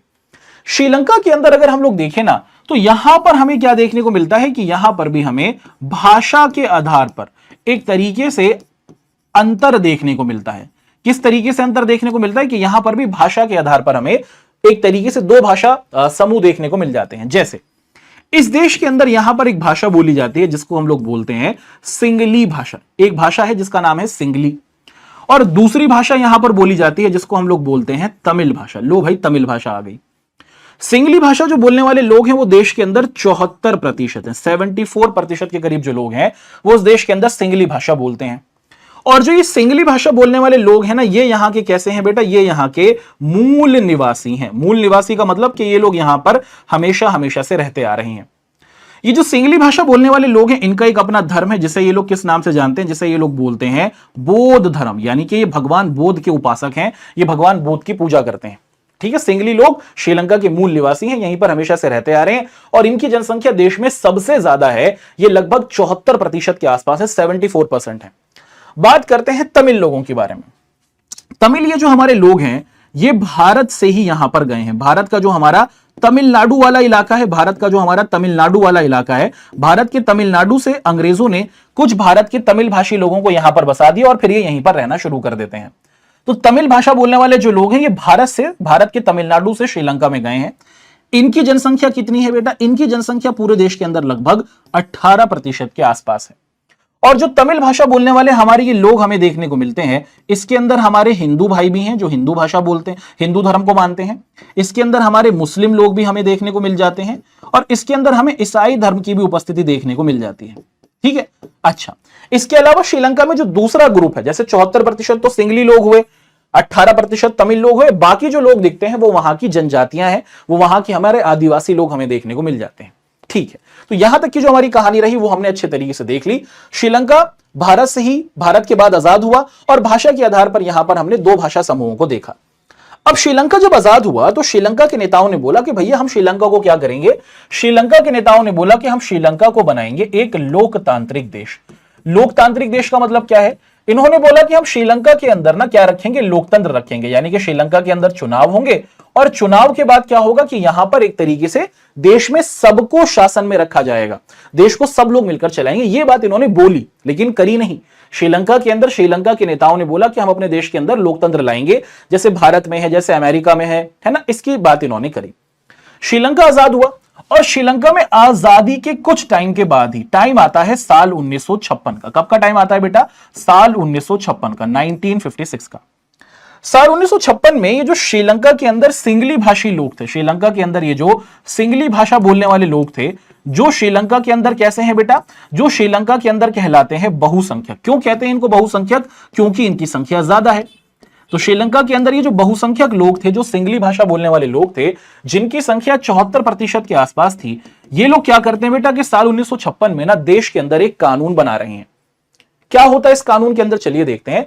तो सिंगली भाषा के अंदर ये जो सिंगली भाषा बोलने वाले लोग हैं, साल 1956 में देश के अंदर एक कानून बना रहे हैं, और इस कानून के अंदर क्या करते हैं ये लोग, देश के अंदर ना ये बोलते हैं कि सिर्फ एक ही भाषा होगी जिसे सिंगली भाषा बोला जाएगा। और सिंगली भाषा को क्या बना दिया जाता है, सिंगली भाषा को एक तरीके से राष्ट्रभाषा। राष्ट्रभाषा का मतलब क्या है कि देश की भाषा, कि इस देश के अंदर सिर्फ सिंगली भाषा के लोग ही रहते हैं एक तरीके से, और सिंगली भाषा के लोगों को ही यहां पर आगे बढ़ने का मौका मिलेगा। ये बात इन्होंने की। इसी के साथ साथ साल 1956 के इस कानून में एक और चीज की गई, ये बोल दिया गया कि देश के अंदर अब जितनी भी सरकारी नौकरियां निकलेंगी भाई, जितनी भी सरकारी नौकरियां निकलेंगी, वहां पर सिर्फ सिंगली भाषी जो लोग होंगे उन्हीं को नौकरियां मिलेंगी, तमिल लोगों को नौकरियां नहीं मिलेंगी। कितनी गलत बात की। इसी के साथ साथ इसी साल 1956 के कानून में इन्होंने ये बोल दिया कि अब देश के अंदर क्या होगा कि देश का एक धर्म होगा जिसे बौद्ध धर्म बोला जाएगा, और देश की जो सरकार होगी वो क्या करेगी, बौद्ध धर्म को आगे बढ़ाएगी, बाकी जो धर्म है उन पे ध्यान नहीं दिया जाएगा। सिर्फ सिंगली भाषा के जो लोग हैं उन्हीं का विकास हो रहा है, उन्हीं को आगे बढ़ने का मौका मिल रहा है, बाकी की जो हमारे तमिल भाषी लोग हैं उनकी तरफ ध्यान नहीं दिया जा रहा। तो श्रीलंका के अंदर हमने साल 1956 में ये सारी चीजें होती हुई देखी। अब ये सब चीजें तो हो गई। अब हमारे जो श्रीलंका के अंदर आप देखते हैं दोस्तों कि हमने यहां पर देखा कि साल 1956 में एक कानून बना दिया गया, और उस कानून के तहत जो सिंगली भाषा थी इसको देश की राष्ट्रभाषा घोषित कर दिया गया कि भैया यही देश के अंदर रहेगी। सरकारी नौकरियों में भी बोल दिया गया कि जो सिंगली भाषा बोलने वाले लोग होंगे उनको प्राथमिकता देंगे, यानी कि उन्हीं को नौकरियां मिलेंगी सरकारी। और देश के अंदर जो बौद्ध धर्म था उसको देश का धर्म बना दिया गया। अब ये सब चीजें जो देश के अंदर हो रही हैं, क्या यहां पर सत्ता की साझेदारी हो रही है? नहीं। देश का शासन सिर्फ सिंगली लोग रख रहे हैं, देश की पावर को बांटा नहीं जा रहा, देश के अंदर जो पावर है उसे बांटा नहीं जा रहा, सारी शक्ति सिर्फ सिंगली लोग ही अपने पास कर रहे हैं। तमिल लोगों ने ये देखा तो उनको ये बात बिल्कुल पसंद नहीं आई कि भाई क्या चल रहा है, मजाक चल रहा है क्या, ये देश तो हमारा भी है। और तमिल लोगों ने क्या किया दोस्तों कि इसके खिलाफ बात करनी शुरू करी। जो हमारे श्रीलंका के अंदर तमिल लोग थे उन्होंने बोला कि ये जो कानून बनाया जा रहा है ये बिल्कुल गलत है। और श्रीलंका के अंदर जो रहने वाले तमिल थे उन्होंने क्या किया कि अपनी कुछ राजनीतिक पार्टियां बनाई, कुछ अपने दल बनाए और चुनाव में भाग लेना शुरू किया। अच्छा, श्रीलंका के अंदर ये जो तमिल भाषा बोलने वाले लोग थे इन्होंने अपनी पार्टी जो बनाई उसके अंदर इन्होंने बोला कि हमारी जो भाषा है उसको देश की भाषा बनाओ। लो भाई, मसला खड़ा हो गया, यहां पर झगड़ा एक तरीके से बढ़ना शुरू हो गया। सिंगली लोग बोल रहे हैं हमारी भाषा देश की भाषा होगी, सिंगली भाषा। तमिल लोगों ने बोलना शुरू कर दिया कि नहीं नहीं, हमारी जो भाषा है तमिल भाषा उसको देश की भाषा बनाओ। और इसके जरिए अब यहां पर इस देश के अंदर हमें फूट पड़ती हुई दिखेगी, देश के अंदर यहां पर हमें झगड़ा आता हुआ देखने को मिलेगा। फिर क्या हुआ, ये जो तमिल भाषा बोलने वाले लोग थे इन्होंने बोला कि भैया हमारी भाषा को देश की भाषा बनाओ, मगर अगर नौकरी देने की बात होगी या फिर शिक्षा देने की बात होगी तो उसमें सबको समान तरीके से रखा जाए। ये एक अच्छी बात तमिल लोगों ने करी। तमिल लोगों ने बोला कि नहीं नहीं, हमारी भाषा को देश की भाषा तो बनाना पड़ेगा, मगर शिक्षा और नौकरियां सबको दी जाएं, ये बात तमिल लोगों ने रखी। तो क्या सिंगली लोग इस बात को मानते हैं? ऐसा बिल्कुल होता हुआ नहीं दिखता। ये जो सिंगली भाषा बोलने वाले लोग हैं ये देश के अंदर बहुत ज्यादा है, और ये जो सिंगली भाषा बोलने वाले लोग हैं जिनकी संख्या लगभग 74% के आसपास हमें दिख रही है, ये लोग क्या करते हैं दोस्तों कि ये लोग तमिल लोगों को बिल्कुल भी क्या नहीं देते हैं, तमिल लोगों को बिल्कुल भी अधिकार नहीं देते हैं। और तमिल लोगों को बहुत परेशान किया जाता है, तमिल लोगों को बहुत अपमानित किया जाता है, तमिल लोगों की भाषा का बहुत मजाक उड़ाया जाता है, तमिल लोगों की एक तरीके से नौकरियां उनसे छीन ली जाती हैं। तमिल लोगों को श्रीलंका के अंदर किसी तरीके से भी इंसान नहीं माना जाता है। तमिल लोग इसी दौरान क्या करते हैं बेटा, जो तमिल लोग थे इसी दौरान एक संगठन बना लेते हैं जिसे बोला जाता है उग्र संगठन। उग्र संगठन का मतलब कि भैया अगर आप किसी को दबाते हैं, अगर आप किसी को दबा रहे हैं तो एक ना एक दिन वो आदमी आपको जरूर जवाब देता है। और श्रीलंका के अंदर भी हम लोग यही होते हुए देखते हैं कि जब सिंगली लोगों ने तमिल लोगों को दबाना शुरू किया तो तमिल लोगों ने जवाब दिया, बाउंस बैक किया। और तमिल लोगों ने जब ये जवाब दिया तो उन्होंने उठा लिए हथियार। तमिल लोगों ने क्या किया कि एक तरीके से हथियार उठा लिए। उग्र संगठन का मतलब कि हथियार उठा लिए, और इन्होंने बनाया एक संगठन जिसे बोला जाता है लिबरेशन टाइगर ऑफ तमिलिलम। ये रहा वो संगठन का एक तरीके से इनका लोगो, जिसको हिंदी के अंदर हम लोग शॉर्ट फॉर्म में लिट्टे कहते हैं, इंग्लिश में LTTE बोला जाता है, लिबरेशन टाइगर ऑफ तमिलिलम। तो श्रीलंका के अंदर तमिल भाषा वाले लोगों ने हथियार उठा लिए और बोला कि भैया लड़ाई होगी, अब आर और पार की लड़ाई है। और ये दोनों समूह जो थे, एक ही देश के जो ये लोग हैं, सिंगली लोग और तमिल लोग, एक दूसरे के खिलाफ लड़ते रहे और ये देश गृह युद्ध में चला गया। गृह युद्ध का मतलब क्या है कि एक ही देश के लोग आपस में लड़ रहे हैं, बाहर से हमला नहीं हुआ। सिंगली और तमिल लोगों ने ही देश के अंदर मारकाट मचाई, जिसमें लाखों तमिल लोग मरे, लाखों सिंगली लोग मरे, और ये देश बहुत बुरे तरीके से परेशान में रहा और इस देश के अंदर हमें गृह युद्ध होता हुआ देखने को मिला। अच्छा, जो श्रीलंका के अंदर हमारे तमिल लोग थे ना, इन्होंने एक और डिमांड करी थी। क्या इन लोगों ने बोला था कि श्रीलंका के अंदर ये जो नॉर्दर्न इलाका है, श्रीलंका के अंदर ये जो उत्तर पूर्व का इलाका है, ये अपने लिए एक अलग देश बनाने की बात कर रहे थे, जिसे ये बोलते थे तमिल इलम। तमिल इलम का मतलब क्या है कि तमिलों के लिए एक अलग देश बन जाए, है ना। तो यहां पर हमने एक चीज देखी और बहुत इंटरेस्टिंग चीज देखी। क्या हमने दो देशों के बारे में एग्जांपल्स को देखा और हमने देखा कि बेल्जियम देश के अंदर भी परेशानी थी, मगर बेल्जियम के जो नेता लोग थे उन्होंने क्या किया बेटा कि जो बेल्जियम के नेता लोग थे उन्होंने एक तरीके से क्या दिखाई, समझदारी दिखाई। सर कैसे समझदारी दिखाई? बेल्जियम के नेता लोगों ने यह देखा कि भैया हमारे यहां पर अलग अलग संस्कृति के लोग रहते हैं, हमारे यहां पर अलग अलग भाषाएं बोली जा रही है। बेल्जियम के अंदर नेताओं ने देखा डच भी है, फ्रेंच भी है और जर्मन भी है, और इसीलिए इन्होंने क्या किया दोस्तों कि देश के अंदर सारी भाषाओं को सम्मान दिया और देश के अंदर सारी भाषाओं को समान माना। यहां पर क्या किया गया कि बेल्जियम के अंदर एक तरीके से बहुत इंटरेस्टिंग बात की गई। क्या बात की गई, इसको हम लोग यहां पर अच्छे तरीके से देखें कि बेल्जियम के अंदर हमें झगड़ा होता हुआ नहीं दिखा। देखो झगड़े तो दोनों देशों में थे, श्रीलंका के अंदर भी लड़ाई हो रही थी तमिल और सिंगली के बीच में, और बेल्जियम के अंदर भी फ्रेंच और डच वाले लोगों में झगड़ा था। लेकिन बेल्जियम के अंदर हमें देखने को मिलता है कि वहां पर गृह युद्ध नहीं हुआ, वहां पर देश के लोगों ने आपस में एक दूसरे को नहीं मारा काटा। मगर श्रीलंका के अंदर ऐसा हुआ, क्यों हुआ, बेल्जियम के अंदर लड़ाई क्यों नहीं हुई? अगर हम लोग ध्यान से देखें कि बेल्जियम के अंदर जो हमें लड़ाई होती हुई नहीं दिखती, उसका सिंपल कारण है कि बेल्जियम के अंदर एक चीज हुई है जिसे बोला जाता है सत्ता की साझेदारी। कि बेल्जियम के नेताओं ने इस बात को समझा कि भाई हमारा जो देश है वो सारी संस्कृतियों को रख रहा है और हमें सबको साथ लेकर चलना होगा। क्या किया गया बेल्जियम के अंदर, इसको हम लोग देख लेते हैं। बेल्जियम के अंदर वहां के नेताओं ने बहुत बड़ी समझदारी दिखाई, और इस समझदारी को हम लोग किस तरीके से देखते हैं, वहां पर ना एक तरीके से क्या किया गया कि देश के अंदर 3 तरीके की सरकारें बनाई गई। एक को बोला गया केंद्र सरकार, बेल्जियम के अंदर 3 तरीके की सरकार बनाई। एक को बोला गया केंद्र सरकार, और ये केंद्र सरकार क्या करेगी, ये केंद्र सरकार पूरे देश का क्या करेगी बेटा, विकास करेगी, पूरे देश का ध्यान रखेगी। इसके लिए केंद्र सरकार को बनाया गया। और इस केंद्र सरकार के अंदर सर इन्होंने डच भाषा वाले लोगों को रखा, जी हां। इन्होंने बच्चे आप देखते हैं दोस्तों कि इसी के साथ साथ फ्रेंच भाषा वाले लोगों को रखा, और उसी के साथ साथ इन्होंने जर्मन भाषा, तीनों भाषा के लोगों को इसके अंदर शामिल किया। किसी एक को साथ लेके नहीं चले, सबको साथ जोड़ा, सबका साथ सबका विकास किया, सत्ता की साझेदारी की। उसी के साथ साथ बेल्जियम के अंदर इन्होंने क्या किया कि अपने यहां पर राज्यों को लेकर भी सरकार बनाई। क्या किया बेटा कि यहां पर इन्होंने हर राज्य के लिए अपनी एक राज्य सरकार बनाई, और इस राज्य सरकारों के अंदर भी हमें डच लोग दिखे, डच भाषा बोलने वाले लोग, इसके अंदर हमें फ्रेंच भाषा बोलने वाले लोग दिखे, और इसी के साथ साथ इसके अंदर हमें जर्मन भाषा बोलने वाले लोग दिखे। भैया सबको साथ लेके ये चल रहे हैं, किसी को अकेला नहीं छोड़ रहे हैं, किसी को लोनली फील नहीं होने दे रहे हैं, सबको साथ लेके चल रहे हैं। और वहीं पर एक और बड़ी समझदारी इन्होंने दिखाई कि अपने देश में इन्होंने तीसरी सरकार बना दी, जिसको ये लोग किस नाम से जानते हैं बेटा, जिसको ये लोग बोल रहे हैं सामुदायिक सरकार। और सामुदायिक सरकार का मतलब क्या है बच्चे, सामुदायिक सरकार का मतलब है कि यहां पर यह बोल दिया गया कि देश में अगर शिक्षा संबंधी कोई कानून बनाना होगा, देश में अगर कोई भाषा संबंधी कानून बनाना होगा, तो वो सामुदायिक सरकार बनाएगी। और इस सामुदायिक सरकार के अंदर भी डच के लोग शामिल हैं, भाषा बोलने वाले, फ्रेंच भाषा बोलने वाले लोग इसके अंदर शामिल हैं, और उसी के साथ साथ इसके अंदर हमें जर्मन भाषा बोलने वाले लोग भी देखने को मिल रहे हैं। तो सबको साथ लेकर बेल्जियम चला और 3 तरीके की सरकार बना डाली, केंद्र सरकार, राज्य सरकारें, और तीसरी हमारी सामुदायिक सरकार जो शिक्षा और भाषा पर कानून बना रही है।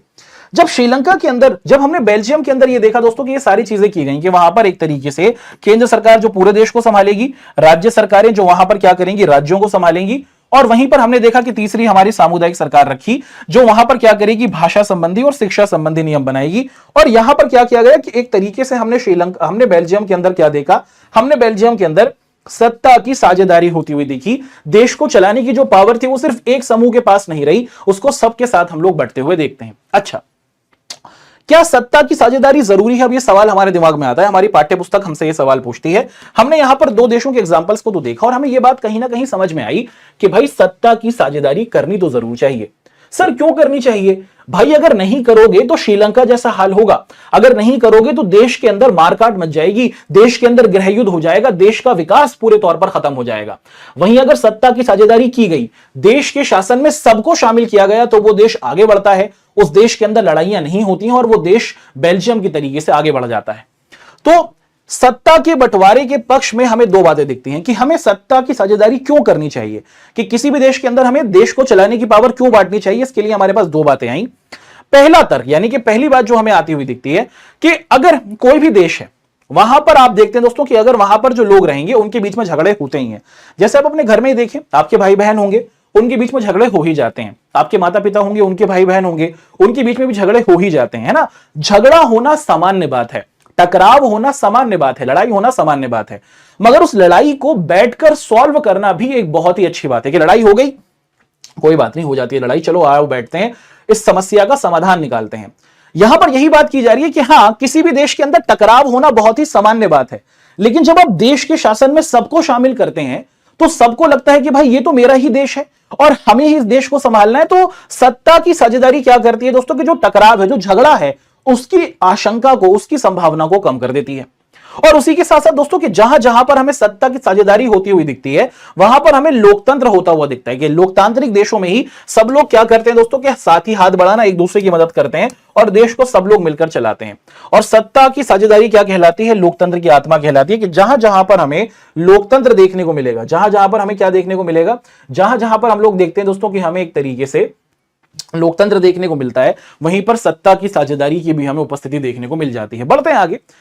अब यहां पर हमारे सामने सवाल आ रहा है कि सत्ता की साझेदारी की जरूरत क्यों है ना, आवश्यकता क्यों है, इसको और अच्छे तरीके से देखें कि अगर आप चाहते हैं कि समाज में सौहार्दपूर्ण माहौल रहे, सौहार्दपूर्ण मतलब भाईचारा बना रहे, अगर आप चाहते हैं कि समाज के अंदर शांति बनी रहे। सर शांति कौन हमारी क्लास में बढ़ती है रोल नंबर 16? अरे नहीं भाई, शांति का मतलब है कि लोग प्रेम पूर्वक तरीके से रहें, कि समाज के अंदर भाईचारा बना रहे, समाज के अंदर शांति बनी रहे, तो देश के अंदर सत्ता की साझेदारी जरूरी होती है। जैसे बेल्जियम के अंदर किया गया, जैसे भारत के अंदर हम लोग देखते हैं। इससे जो आपके सामाजिक समूह है उनके बीच में जो टकराव है, कि लोगों में झगड़ा तो होगा, लेकिन देश के शासन में अगर आप सबको शामिल करते हैं तो इससे जो झगड़े हैं उनकी संभावना हमें कम होती हुई दिखती है। और किसी भी समाज में हम देखें दोस्तों कि किसी भी समाज में जो बहुसंख्यक लोग होते हैं, जिनकी संख्या ज्यादा होती है, वो कहीं ना कहीं अल्पसंख्यक लोगों को दबाने की कोशिश करते हैं। जैसे श्रीलंका के अंदर हमने देखा बहुसंख्यक लोग हैं, सिंगली लोग, और श्रीलंका के तमिल लोगों को दबा रहे हैं। लेकिन जब सत्ता की साझेदारी होगी ना, तो हम लोग क्या कर सकते हैं दोस्तों, तो हम लोग जो अल्पसंख्यक लोगों को डर होता है कि भाई हमारी संख्या कम है, अल्पसंख्यक लोगों के ऊपर जो आतंक बना रहता है, डर बना रहता है कि बहुसंख्यक लोग उनको दबाएंगे तो यह खत्म हो जाता है। तो सत्ता की साझेदारी करना बहुत जरूरी है। क्यों? क्योंकि इससे देश के अंदर प्रेम रहता है, इससे देश के अंदर शांति रहती है, इससे देश के अंदर भाईचारा मजबूत होता है। और जो बहुसंख्यक लोग डर बनाकर रखते हैं, अगर देश के शासन में सबको शामिल किया जाए तो जो डर है ये खत्म होता है और देश के अंदर कहीं ना कहीं सब लोग एक तरीके से आगे बढ़ते हैं। और लोगों की जो आवाज है दोस्तों, वो हमें लोकतांत्रिक तौर पर, कि जहां जहां पर हमें लोकतंत्र देखने को मिलता है वहां पर हम लोग सत्ता की साझेदारी देखते हैं। और इसीलिए सत्ता की साझेदारी को लोकतंत्र का एक तरीके से क्या कहा जाता है, आत्मा भी कंसिडर किया जाता है। अब पेपर में यहां से एक सवाल बनता है, उसे अच्छे तरीके से देखते हैं और बच्चे इसको लेके कंफ्यूज भी हो जाते हैं। सवाल क्या है? सवाल है कि सत्ता की साझेदारी की हमें आवश्यकता के संदर्भ में हम लोग देखें कि हमें ना सत्ता की साझेदारी आखिर करनी क्यों चाहिए, कि क्या इसके दो कारण हैं, इसकी दो वजह बताओ कि सत्ता की साझेदारी हमारे लिए बहुत ज्यादा जरूरी है। पहला कारण कहलाता है समझदारी भरी बात, जिसे हम लोग एक और नाम से भी जानते हैं, जिसे हम लोग किस नाम से जानते हैं बेटा, जिसे हम लोग कहते हैं युक्ति परक कारक, है ना, युक्ति परक कारक। अब इसे युक्ति परक कारक बोल दो, युक्ति परक कारण बोल लो, बात एक ही है। यह समझदारी भरी बात है। भाई बेल्जियम के अंदर रहने वाले लोगों ने समझदारी दिखाई कि नहीं दिखाई? जी जी सर, बिल्कुल दिखाई। उनको पता था कि हमारे यहां पर टेंशन बन चुकी है, हमारे यहां पर झगड़े होने लग जाएंगे अगर हमने सबको शामिल नहीं किया। तो सत्ता की साझेदारी करना तो एक समझदारी भरी बात है, एक युक्तिपरक वाली बात है। युक्तिपरक मतलब कि समझदारी भरी बात है कि आप देश के शासन में सबको शामिल करते हैं। और उसी के साथ साथ सत्ता की साझेदारी हमें क्यों करनी चाहिए? क्योंकि ये एक नैतिक कारण है। नैतिक कारण का मतलब क्या है? कि ये एक मानवता वाली कारण है, ये मानवीय कारण है। मानवीय कारण का मतलब क्या है बेटा? कि जैसे अगर हम लोग श्रीलंका के अंदर देखें, जो लोग श्रीलंका के अंदर तमिल लोग थे, अरे भाई वो भारत से वहां गए थे, लेकिन उसके बाद तो वो वहीं रह रहे थे, श्रीलंका को आगे बढ़ाने में योगदान दे रहे थे। वो मानव थे, वो मनुष्य थे। इंसानियत के नाते आपको आपके देश के अंदर जो रहने वाले लोग हैं उनको देश के शासन में शामिल करना चाहिए। तो सत्ता की साझेदारी करने के हमारे दो कारण हमने देखे। पहला कारण हमने देखा दोस्तों, जिसे हमने कहा युक्तिपरक कारक, यानी कि समझदारी भरी बात यही है कि सबको साथ लेके चलें, और सबको साथ लेके चलेंगे तो बेल्जियम की तरह आगे बढ़ेंगे।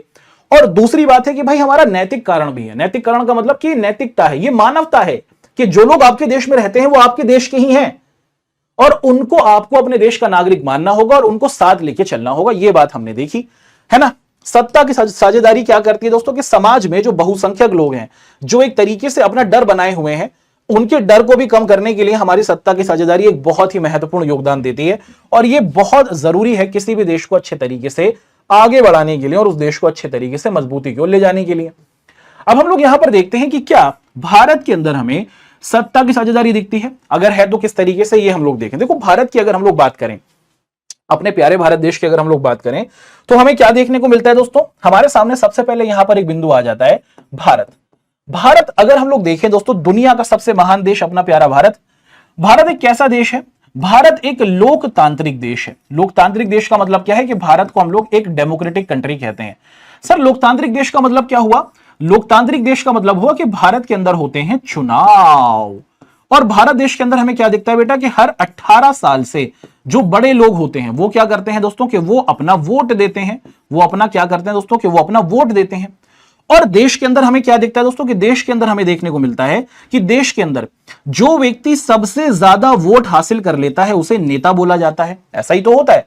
भारत एक लोकतांत्रिक देश है। क्यों? क्योंकि भारत में चुनाव होते हैं। भारत में 18 साल से बड़े जो लोग हैं सभी लोग वो देश में अंदर वोट देते हैं, और जो आदमी सबसे ज्यादा वोट हासिल कर लेता है, जिसे सबसे ज्यादा वोट मिलते हैं, उसे नेता कहा जाता है।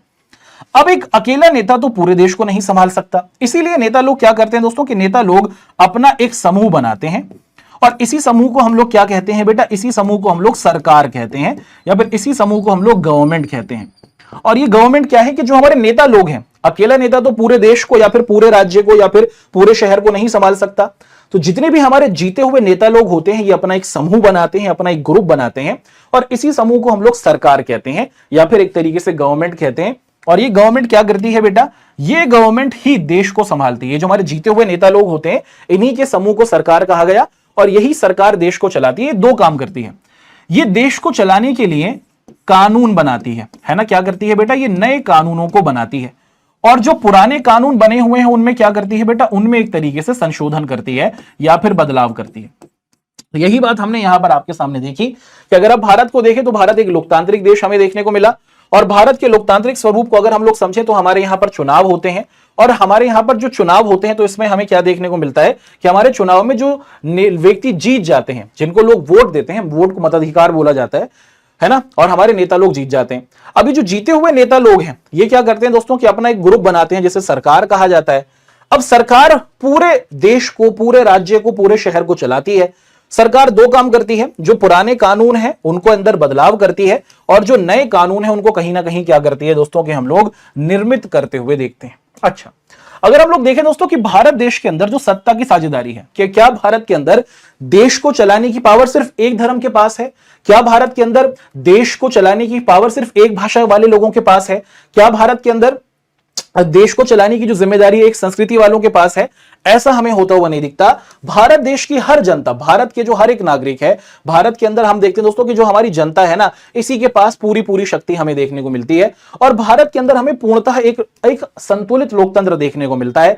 भारत के अंदर चाहे आप किसी भी धर्म से हो, किसी भी जाति से हो, किसी भी भाषा से हो, आप देश के अंदर नेता बन सकते हैं। आप देश के अंदर किसी भी सरकारी नौकरी में आ सकते हैं। आप देश के अंदर किसी भी समूह के अंदर क्या है दोस्तों कि आप किसी भी जाति से आए, किसी भी भाषा से आए, आप ऊंचे से ऊंचे पद पर आ सकते हैं।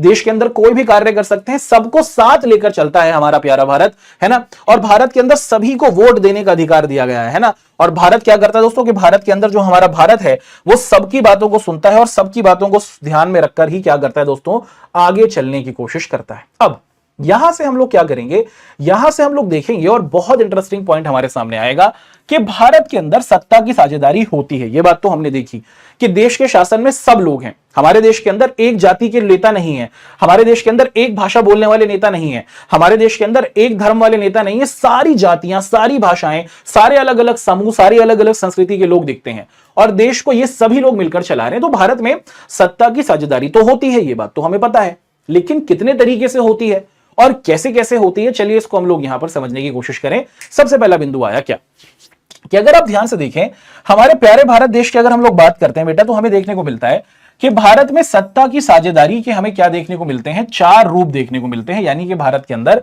सत्ता की साझेदारी चार तरीके से होती हुई देखने को मिल जाती है।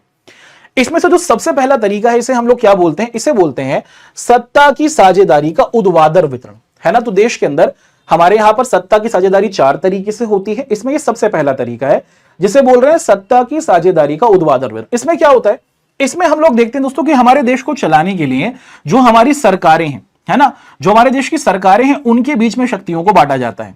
ऊर्ध्वाधर वितरण को हम लोग इंग्लिश में बोलते हैं वर्टिकल डिस्ट्रीब्यूशन। इसका मतलब क्या है कि हमारे देश के अंदर, भारत देश में तीन तरीके की सरकारें हैं। हमारे देश के अंदर जो केंद्र सरकार है, जो पूरे देश को संभालती है, उसे सबसे ऊपर रखा जाता है। जो राज्य सरकारें हैं ये उससे थोड़ी कम शक्तिशाली होती है, वो उसके नीचे आती है। और स्थानीय सरकार सबसे कम शक्तिशाली होती है, तो सबसे नीचे आती है।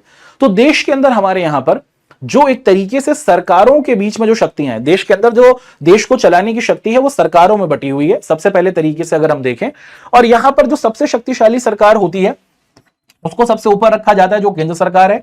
दूसरी हमारी राज्य सरकारें होती हैं और तीसरी हमारी क्या होती है, स्थानीय सरकार। तो भारत देश के अंदर हां, सत्ता की साझेदारी होती है। इसमें सबसे पहला तरीका हमने देखा कि हम लोग अपनी सरकारों में ही शक्तियों को बांटते हैं। जो सबसे शक्तिशाली है वो सबसे ऊपर है, जो केंद्र सरकार है, जो उसके नीचे है वो राज्य सरकार है, और जो सबसे नीचे सबसे कम शक्तिशाली है वो हमारी स्थानीय सरकार कहलाती है। और सत्ता की साझेदारी का जो ये बंटवारा है ये ऊर्ध्वाधर वितरण कहलाता है, याद रखिएगा। यानी ऊर्ध्वाधर वितरण का मतलब कि टॉप टू बॉटम, सबसे ऊपर से फिर सबसे ऊपर सबसे शक्तिशाली, फिर उससे कम शक्तिशाली और फिर सबसे कम शक्तिशाली। इस बिंदु को हमने देखा। हमारे भारत देश के अंदर ना सत्ता की साझेदारी का ये हमारे पास दूसरा प्रतिबिंब देखने को मिलता है, जिसे हम लोग क्या बोलते हैं बेटा, जिसे हम लोग बोलते हैं क्षैतिज वितरण। अब क्षैतिज वितरण का मतलब क्या है? अगर हम लोग ध्यान से देखें तो हमारे भारत देश के अंदर ना हमें क्या देखने को मिलता है? हमें देखने को मिलता है कि हमारे भारत देश के अंदर हमारे 3 बड़े ऑफिसेस हैं। हमारे देश को चलाने के लिए हमारे पास हमारे 3 बड़े ऑफिस हैं, या फिर हम लोग इनको एक और नाम से भी जानते हैं कि हमारे भारत देश के अंदर ये हमारे 3 बड़े संस्थान हैं। कौन कौन से संस्थान हैं? हमारे यहां पर विधायिका है, जिसको हम लोग संसद कहते हैं। ऐसे ही हमारे पास क्या है बेटा, कार्यपालिका, जितने भी हमारे सरकारी लोग आते हैं, और एक है हमारी न्यायपालिका। देखिए, हमारे देश के अंदर जो सत्ता की साझेदारी का ऊर्ध्वाधर वितरण हुआ था, उसमें सबसे शक्तिशाली जो सरकार थी वो सबसे ऊपर रखी जाती है, उसके बाद उससे कम शक्तिशाली, और फिर सबसे कम शक्तिशाली हमारी स्थानीय सरकार होती है। लेकिन जब हम बात करते हैं सत्ता की साझेदारी के क्षैतिज वितरण का, तो इसके अंदर हमें देखने को मिलता है कि हमारे यहां पर देश के अंदर 3 संस्थान हैं। हमारे देश को संभालने के लिए हमारी ये 3 ऑफिसेस हैं। एक को हमने बोला विधायिका, एक को हमने बोला कार्यपालिका, और एक को हमने बोला न्यायपालिका। और इन तीनों को समान शक्तियां दी गई हैं, तीनों समान है, इनमें कोई ऊपर नीचे नहीं है, तीनों को बिल्कुल इक्वल रखा गया है। जब देश को चलाने के जो हमारे ये 3 बड़े बड़े ऑफिस हैं, 3 बड़े बड़े संस्थान हैं, और इन तीनों को समान शक्तियां दी जाती हैं, समान शक्तियां इनके बीच में बटी होती हैं, इसे ही क्षैतिज वितरण कहा जाता है। हमारी जो ये विधायिका है या फिर ये जो संसद है, ये देश को चलाने के लिए क्या करती है बेटा, ये देश को चलाने के लिए कानून का निर्माण करती है। हमारी जो ये कार्यपालिका है, जो कानून बने हैं उनको क्या करती है बेटा, कि लागू करती है। और जो हमारी न्यायपालिका क्या करती है कि जो कानून को नहीं मानते उनको दंड देती है, और अगर किसी के साथ कोई अन्याय हो गया है तो उसे न्याय देने की भी जिम्मेदारी हमारी न्यायपालिका की होती है। तो हमारे देश के अंदर क्या है दोस्तों, कि ये सत्ता की साझेदारी का एक दूसरा तरीका है कि जहां पर 3 ऑफिस हैं देश को चलाने के लिए, और इन तीनों के बीच में इक्वल तरीके से हमारी जो पूरी की पूरी पावर है वो डिस्ट्रीब्यूट होती है। हमारे देश के अंदर देश की पावर को चलाने का ये तीसरा तरीका कहलाता है, जिसे हम लोग बोलते हैं सामाजिक समूह। कि हमारे यहां पर ना हमें अलग अलग समूह देखने को मिलते हैं। जैसे अगर आप भारत को देखें, हमारे प्यारे भारत में अलग अलग भाषाएं हैं, अलग अलग जातियां हैं, और उसी के साथ साथ आप देखें दोस्तों कि हमारे देश के अंदर हम लोग सभी भाषाओं को, सभी जातियों को साथ लेकर चलने की बात करते हैं। हमारे देश के अंदर ना कुछ ऐसे लोग हैं जो हम सभी से बहुत पीछे रह गए। भारत के अंदर ना जातीय तौर पर हमें बहुत ज्यादा विभाजन देखने को मिला। आजादी से पहले भारत के अंदर हमारे यहां पर जाति बनावट बहुत ज्यादा खतरनाक थी। हमारे यहां पर जाति के आधार पर बहुत मतभेद किया जाता था, और आज भी ग्रामीण इलाकों में ऐसा होता हुआ देखने को मिलता है। हमारे देश में हमारे कुछ लोग हैं जिन्हें हम लोग पिछड़े वर्ग के नाम से जानते हैं, जिन्हें हम लोग बोलते हैं ओबीसी, अदर बैकवर्ड क्लासेस इन्हें बोला जाता है। इनको भारत के अंदर क्या दिया जाता है, आरक्षण दिया जाता है, ताकि देश के शासन में ये लोग शामिल हो सकें, क्योंकि हम सब तो बहुत आगे निकल गए, मगर ये जो हमारे लोग हैं ना, ये बहुत ज्यादा पीछे रह गए। ऐसे ही भारत के अंदर हमें देखने को मिलता है दोस्तों कि जो हमारा अल्पसंख्यक समुदाय है, जिनकी संख्या हमें कम देखने को मिलती है, या फिर भारत के अंदर हमारे ओबीसी, अन्य पिछड़ा वर्ग, मतलब हमारी ओबीसी जो लोग हैं, अनुसूचित जाति का मतलब हमारे जो एससी कम्युनिटी के भाई हैं, हमारे दलित भाई हैं, ऐसे ही हमारे अनुसूचित जनजाति के जो हमारे आदिवासी भाई हैं, ये सभी लोग बहुत पीछे रह गए हैं, हम सभी लोग बहुत आगे रह गए हैं। तो सबको साथ में लाने के लिए क्या किया जाता है, हम लोग भारत के अंदर आरक्षण देते हैं। कैसे देते हैं आरक्षण, इसको हम लोग यहां पर समझेंगे। जैसे हम सभी लोग आगे निकल गए बहुत ज्यादा, हमने शिक्षा हासिल कर ली, हमने अच्छी अच्छी नौकरियां हासिल कर ली, हम लोग शहरों में रहे और हमने अच्छे तरीके से अपनी जिंदगी को अच्छा कर लिया।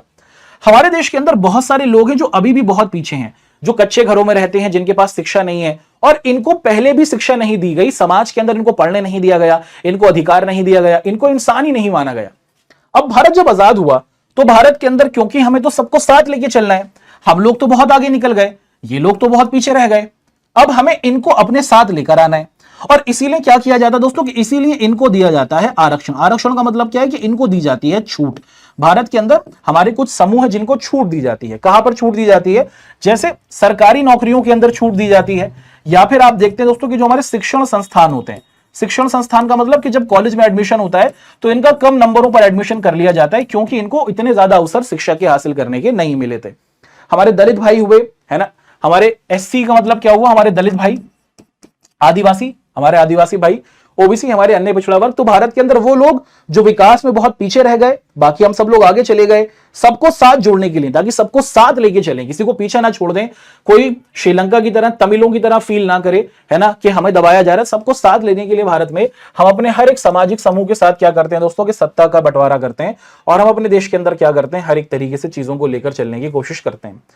अब भारत के अंदर हमें एक और तरीके से बिंदु देखने को मिलता है, वो क्या है कि हमारे भारत देश के अंदर ना हम लोग दबाव समूह, और उसी के साथ साथ हमें क्या दिखता है दोस्तों, कि हमें विपक्ष के बीच में भी सत्ता का बंटवारा होता हुआ देखने को मिलता है। इस बिंदु को हम लोग यहां पर समझेंगे। तो भारत में चौथे तरीके से भी सत्ता की साझेदारी होती है, और ये क्या कहलाती है, दबाव समूह के नाम से या फिर विपक्ष के नाम से। इसे हम लोग समझेंगे बहुत अच्छे तरीके से। कैसे इसे हम लोग समझते हैं, देखो, भारत के अंदर साल 2024 का हमने चुनाव होते हुए देखा। भारत के अंदर हमारा साल 2024 का लोकसभा चुनाव हुआ, और लोकसभा की जब हम लोग बात करते हैं तो बेटा हमें पता है कि भारत के अंदर हमारे लोकसभा में टोटल 543 सदस्य चुने जाते हैं, है ना। हमारे प्यारे भारत देश में हम क्या देखते हैं कि हमारे प्यारे भारत देश में टोटल 543 सदस्यों को क्या किया जाता है, चुना जाता है। यानी कि पूरे भारत देश से 543 सदस्य चुने जाते हैं। हमारे देश के अंदर जब भी लोकसभा के चुनाव होते हैं तो हर राजनीतिक दल क्या करता है, और हमारे देश के संविधान में बताया गया है कि टोटल 543 सदस्य देश हैं। हर राजनीतिक दल ये कोशिश करता है कि उनके ज्यादा से ज्यादा साथी जीतें। कितने साथी जीतें? हर राजनीतिक दल चाहता है कि उनके 272 साथी जीत जाएं। 272 को हिंदी में क्या कहा जाता है? इसको हम लोग बोलते हैं बहुमत। हर राजनीतिक दल चाहता है कि अकेले उनके 272 साथी जीत जाए। जैसे आपने सुना होगा बेटा कि बीजेपी ने अभी जो 2024 का चुनाव हुआ तो उसमें बोला इस बार 400 पार। वो क्यों बोल रहे थे 400 पार? क्योंकि उनको पता है कि अगर उनके ज्यादा साथी जीतेंगे तो वो देश को अपनी मर्जी से 5 साल तक संभाल सकते हैं, अपनी विचारधारा के हिसाब से चला सकते हैं। तो साल 2024 का हमारा लोकसभा का चुनाव हुआ। 543 सदस्य हमारे लोकसभा के अंदर है और 272 पे बहुमत होता है। बहुमत का मतलब कि 5 साल आप देश को चलाएंगे। अब देश के अंदर हमारे चुनाव होते हैं, जैसे देश के अंदर हमारी भारतीय जनता पार्टी है, ऐसी हमारे यहां पर कांग्रेस पार्टी है, ऐसी हमारे यहां पर समाजवादी पार्टी है, ऐसी हमारे यहां पर आम आदमी पार्टी है, ऐसी हमारे यहां पर बहुजन समाज पार्टी है, ऐसी हमारे यहां पर शिवसेना है। तो भारत में बहुत सारी राजनीतिक दल हमें देखने को मिले। हर राजनीतिक दल ये चाहता है कि उनके ज्यादा से ज्यादा साथी जीतें। कितने साथी जीते? उनके 272 साथी जीत जाएं, यानी कि उनको बहुमत मिल जाए और 5 साल वो देश को चलाएं अपने हिसाब से, है ना। तो इसीलिए हर राजनीतिक दल बोलता है कि भैया उनके ज्यादा से ज्यादा साथी जीते, 272 साथी जीत जाएं। अभी साल 2024 का हमारा चुनाव हमने होता हुआ देखा, और साल 2024 का जो हमारा ये चुनाव हुआ, इसके अंदर जो देश की सबसे बड़ी राजनीतिक दल बनकर आया वो बनकर आया बीजेपी, या फिर जिसे हम लोग भारतीय जनता पार्टी कहते हैं। बीजेपी के पास आप देखते हैं दोस्तों कि कितने 240 साथी थे। इनके 240 साथी जीते बीजेपी के। लेकिन सर देश पर सरकार बनाने के लिए तो 272 साथी चाहिए। तो बीजेपी ने क्या किया? अपने कुछ साथी पार्टियों को बुलाया। जैसे बीजेपी ने क्या किया? टीडीपी इस ग्रुप को बुलाया, ऐसे ही लोक जनशक्ति पार्टी चिराग पासवान वाली इसको बुलाया। ऐसे ही हम लोग देखते हैं दोस्तों कि ऐसे हमें दिखता है कि जेडीयू नीतीश कुमार वाली इसको बुलाया, और टोटल इनके कितने हो गए? 293 के करीब हो गए, जो 272 से बहुत ज्यादा है ना। तो हमने देखा कि भारत में 2024 का जो लोकसभा चुनाव हुआ उसके अंदर 543 सदस्य रहे, इसमें से 272 पर आप सरकार बना सकते हैं। बीजेपी की 240 सदस्य थे, है ना, लेकिन वो 272 तक नहीं पहुंच पाए। तो इन्होंने और राजनीतिक दलों को अपने साथ जोड़ लिया बीजेपी ने, और क्या किया? अपनी एक सरकार बनाई। और इस तरीके की जो बनी सरकार होती है उसे हम लोग क्या बोलते हैं बेटा? इसे हम लोग गठबंधन के नाम से जानते हैं। क्या बोला जाता है? इसे हम लोग गठबंधन सरकार कहते हैं। गठबंधन सरकार का मतलब कि अकेले बीजेपी ने नहीं बनाई, अकेले दल ने नहीं बनाई देश के अंदर सरकार, अलग अलग दलों ने मिलकर बनाई, है ना, गठजोड़ किया, इकट्ठा कर गया, है ना, और फिर सरकार बनाई। तो ये गठबंधन की सरकार कहलाई। अच्छा, लेकिन अगर आप ध्यान से देखें कि जब हमारा ये 2024 का चुनाव हुआ है, इसके अंदर कांग्रेस भी तो थी, और कांग्रेस के 99 साथी जीते थे। समाजवादी पार्टी थी, इनके लगभग 27 साथी जीते थे। आम आदमी पार्टी के लगभग 4 साथी जीते थे। हां, इनके 272 नहीं हो पाए, टोटल इनके 272 नहीं हो पाए, है ना, इन लोगों के, मगर जीते तो इनके भी थे। और ये भी देश के अंदर संसद में जाएंगे तो इनको क्या बोला जाता है बेटा? इनको बोला जाता है विपक्ष, जो देश के अंदर 272 तक नहीं पहुंच पाए, है ना। और इनको क्या बोला जाता है? जिन्होंने 272 का आंकड़ा छू लिया, इनको बोला जाता है सत्ता पक्ष। क्या बोला जाता है? इनको बोला जाता है सत्ता पक्ष, है ना। इनको हमने क्या बोला? सत्ता पक्ष। तो हमारे देश के अंदर ना, देश के अंदर हमें देखने को मिलता है कि हमारे देश के अंदर चौथे तरीके से क्या दिखता है दोस्तों, कि हमारे यहां पर देश को चलाने की देश का बंटवारा होता है, देश के अंदर सत्ता का बंटवारा होता है।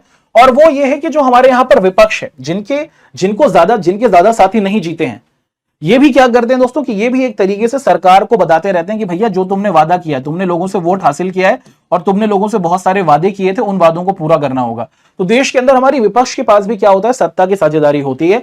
ये लोग भाषण देते हैं, ये लोग सड़कों पर आते हैं, ये लोग विरोध करते हैं, सरकार की नीतियों की आलोचना करते हैं और इनके पास भी हमें पावर देखने को मिलती है। सत्ता पक्ष तो देश को संभालता ही है, लेकिन विपक्ष भी क्या करता है दोस्तों कि देश के अंदर एक तरीके से अपने पास पावर रखता है और सरकार की गलतियों को, सरकार की कमजोरियों को पब्लिक के सामने रखता है।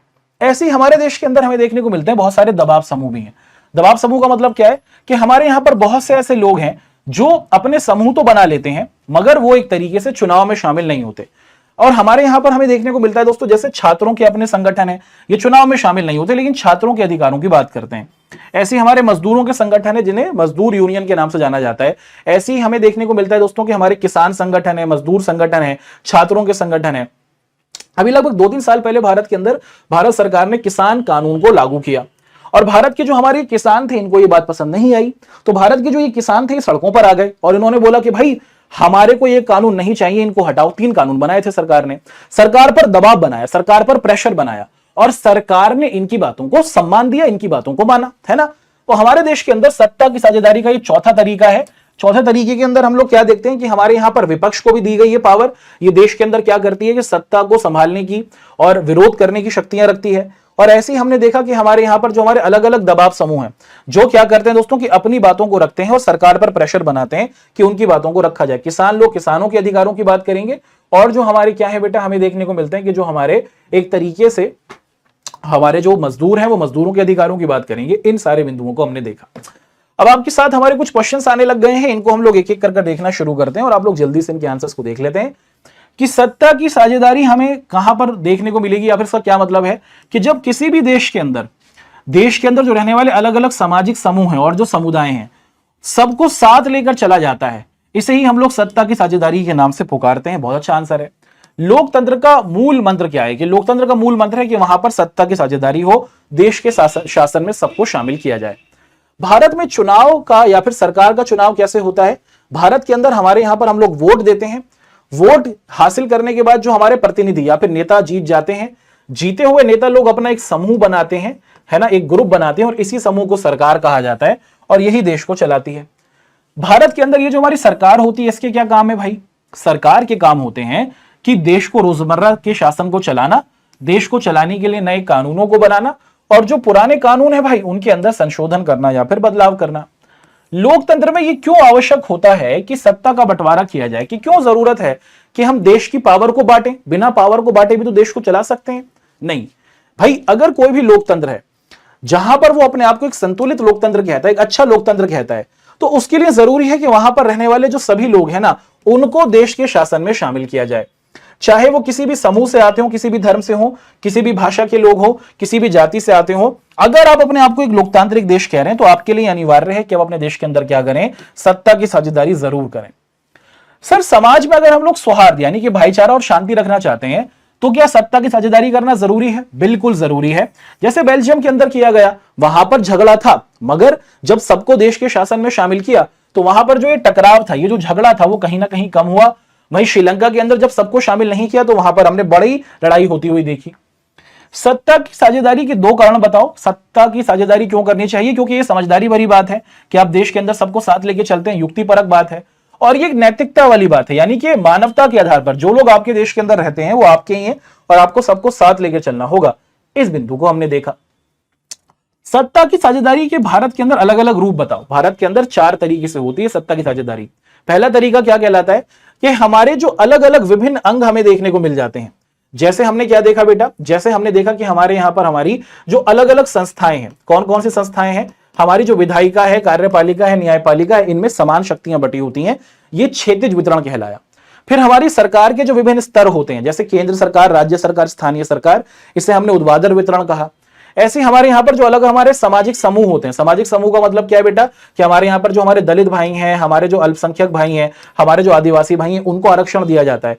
और उसी के साथ साथ हमारे यहाँ पर बहुत सारे दबाव समूह होते हैं, जैसे मजदूरों के समूह हुए, किसानों के समूह हुए, विपक्ष हुआ, ये सरकार पर प्रेशर बनाते हैं। तो भारत के अंदर टोटल इन 4 तरीकों से सत्ता की साझेदारी के स्वरूप किए जाते हैं। अगला, न्यायपालिका का मुख्य कार्य क्या है? न्यायपालिका का मुख्य कार्य है कि एक तरीके से देखना कि जो हमारी संसद है और जो कार्यपालिका है वो सही तरीके से काम कर रही कि नहीं कर रही, और उसी के साथ साथ जिन लोगों को कानून जो नहीं मानते उनको दंड देना, और जिनके साथ अन्याय हो गया है उनको न्याय देने की भी जिम्मेदारी हमारी किसकी होती है बेटा? हमारी न्यायपालिका की हमें देखने को मिलती है। अच्छा, संसद का मुख्य कार्य क्या है? कि नए कानूनों को बनाना और पुराने कानूनों के अंदर क्या करना बेटा? संशोधन करना। ये हमारे संसद के मुख्य तौर पर आप देखते हैं दोस्तों कि हमारे नियम रहे। अच्छा, सवाल है कि भारतीय संदर्भ में बताओ कि भारत के अंदर जो सत्ता की साझेदारी है वो नैतिक परक और युक्तिपरक कारक के तौर पर है कि नहीं, ये आपको बताना है कि भारत में क्या समझदारी के तरीके से किया गया है और नैतिकता के साथ किया गया है। ये कि भारत के अंदर अगर हम लोग युक्तिपरक कारक को देखें यानी कि समझदारी वाली बात को देखें तो भारत की सत्ता की साझेदारी से हमें देखने को मिलता है कि यहां पर हर एक समूह को साथ लेकर चलने की बात की गई है, जिससे समझ में आता है कि हाँ यहां पर समझदारी दिखाकर सबको साथ लेके चला गया है, और इससे भारत के अंदर माहौल सौहार्द रहता है यानी कि भाईचारेपूर्ण रहता है, और यहां पर शांति बनी रहती है, सब लोग प्यार मोहब्बत से रहते हैं। और नैतिकता के कारण कि जो लोग भारत में रहते हैं ये भारत के अपने निवासी हैं, और इसीलिए भारत के अंदर लोकतंत्र की आत्मा को ध्यान में रखकर देश के शासन में सबको रखा जाता है और सबको बहुत अच्छे तरीके से आगे बढ़ाया जाता है। अब एक सवाल है, पूछा जाता है कि इस अध्याय को अगर आप ध्यान से पढ़ते हैं तो 3 छात्रों के अलग अलग निष्कर्ष, 3 बच्चे हैं, एक का नाम है थम्मन, एक का नाम है मथाई, एक का नाम है ओसेफ। थम्मन बोलता है कि जिन समाजों में क्षेत्रीय भाषाएं और जातीय आधार पर विभाजन हो वहीं पर सत्ता की साझेदारी होनी चाहिए। मथाई बोलता है कि नहीं, सत्ता की साझेदारी सिर्फ बड़े देशों में करी जानी चाहिए। ओसेफ बोलता है कि हर एक समाज जहां पर अलग अलग जाति धर्म भाषा के लोग रहते हैं, चाहे वो छोटा या बड़ा हो, वहां पर सत्ता की साझेदारी की जरूरत है। आप किससे सहमत हैं? सही आंसर ओसेफ है। ओसेफ ने बिल्कुल सही बात की कि चाहे कोई भी देश हो, चाहे छोटा हो बड़ा हो, अगर वहां पर अलग अलग जाति धर्म भाषा के लोग रहते हैं तो सबको सत्ता में शामिल करो, क्योंकि ये लोकतंत्र के लिए जरूरी है। और जब आप देश के अंदर देश की पावर को कुछ चुनिंदा लोगों के हाथ में रख दोगे तो ये देश के लिए सही नहीं होता, और इससे तानाशाही होती है, यानी कि वो व्यक्ति एक तरीके से अपने हिसाब से चीजें चलाता है, बल्कि देश के शासन में सबको शामिल करना चाहिए। और यही ही सत्ता की साझेदारी की वास्तविक स्वरूप या फिर वास्तविक पृष्ठभूमि हमें देखने को मिली। चलिए, तो यहां तक के जो हमारे ये बिंदु थे इनको हमने एक एक कर आपके सामने देखा, और बहुत अच्छे तरीके से हम लोगों ने आपके साथ अपने इन क्वेश्चंस को किया। चलिए, कुछ क्वेश्चंस आपके सामने रखते हैं और अच्छे तरीके से आपके साथ अपने इन सवालों को एक एक कर डिस्कस करना शुरू कर लेते हैं। पूछा जा रहा है कि बेटा बेल्जियम देश किस महाद्वीप के अंदर आता है? आप सभी को पता है कि बेल्जियम देश हमें यूरोप के अंदर आता हुआ दिखता है। बहुत महत्वपूर्ण सवाल है। अब इस क्वेश्चन का आंसर आपको देना होगा कि बेल्जियम की राजधानी क्या है। इसका आंसर आप लोग कॉमेंट में लिख के बताएंगे, है ना। ABCD है ना, 4 ऑप्शंस आपके सामने है, कमेंट्स में आपको आंसर देना होगा। एक और सवाल आपसे पूछा जा रहा है कि बेल्जियम की सीमा किन किन देशों से लगती है। इसका आंसर भी आप लोग मेरे को कमेंट में लिख के बताएंगे। 4 ऑप्शंस आपके सामने हैं। ऐसे ही मैं आपको एक और क्वेश्चन दे रहा हूं और उसका आंसर आप लोग मेरे को बताएंगे कि इनमें से किस देश के अंदर हमें सामुदायिक सरकार की स्थापना देखने को मिलती है। इसका आंसर भी कमेंट में चाहिए, है ना। चलो मैं बता देता हूं कि इनमें से जो हमारा सामुदायिक सरकार है वो हमें बेल्जियम देश के अंदर देखने को मिलता है। ऑप्शन सी यहां पर हमारा बिल्कुल सही है। इस क्वेश्चन का आंसर बताइएगा कमेंट के अंदर कि श्रीलंका कब आजाद हुआ। 4 ऑप्शंस आपके सामने हैं। बहुत महत्वपूर्ण ये हमारा प्रश्न है। और कुछ इसी के साथ हमने क्या किया बेटा कि जो हमारा ये पूरा का पूरा अध्याय था इसकी पूरी पृष्ठभूमि को और इसकी पूरी कहानी को कर डाला। उम्मीद करते हैं कि आपको ये चैप्टर पसंद आया होगा। आप लोगों से अगली मुलाकात करेंगे और उसके अंदर हम लोग आप सभी के समक्ष क्या करेंगे, अपने इस बेहतरीन से अगले अध्याय को डिस्कस करेंगे। तो आपको क्या करना है, जो क्वेश्चंस पूछे उनके आंसर्स देने हैं, उसी के साथ साथ आपको कमेंट्स में बताना है कि आपको क्लास कैसी लगी। और तीसरी महत्वपूर्ण चीज आपको ये बताना है कि अब आप अगला चैप्टर जो है वो कौन सा कराना चाहते हैं। जिस चैप्टर की सबसे ज्यादा होगी डिमांड उसी चैप्टर को हम लोग आपके सामने पेश करेंगे। आपका हमारे साथ बने रहने के लिए बहुत बहुत शुक्रिया। जय हिंद, धन्यवाद।